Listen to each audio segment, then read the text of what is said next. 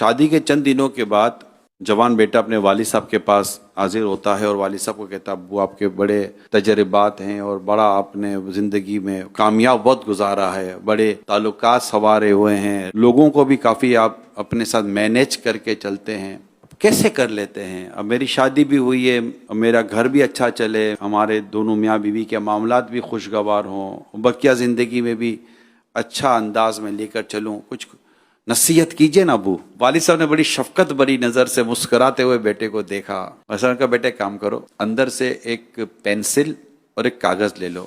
تو وہ پینسل اور کاغذ لے کر بیٹا حاضر ہو گیا۔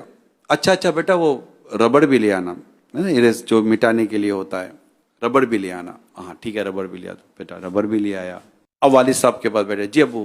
کہا بیٹا جو تمہارے ذہن میں نا کچھ لکھو کاغذ پر۔ بیٹے نے اپنی طرف سے کوئی ایک جملہ کاغذ پر لکھا تو والد صاحب نے کہا بیٹا اب اس کو مٹا دو۔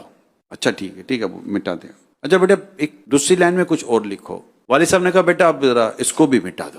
اچھا بیٹا ایک اگلی لائن میں کچھ اور لکھو۔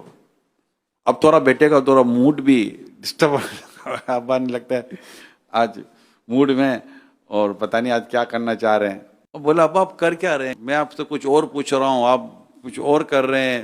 تو کہا بیٹا میں یہی، آپ چلو ایک اور لکھو بس۔ اب بیٹا کہ چلو اب کچھ نئی بات آئے گی۔ اب لکھا تو باپ نے کہا کہ بیٹا اس کو بھی مٹا دو۔ اب بیٹے کی تھوڑی سی بیٹا سیریس ہو گیا نا، تھوڑی گھومنے لگے۔ بیٹے کی جلدی گھوم جاتی ہے، باپ کی گھومتی نہیں ہے، یہ یاد رکھنا۔ اب بیٹا تھوڑا سیریس ہو گیا تو باپ نے کہا بیٹا اصل میں جو آپ نے مجھے جو سوال کیا نا، یہ اس کا جواب ہے۔ اگر کوئی بات کہیں کہہ دے اور اس بات کو دماغ میں لے کے بندہ بیٹھا رہے نا تو پھر تعلقات کبھی اچھے نہیں ہوتے۔ دماغ کے اندر ایک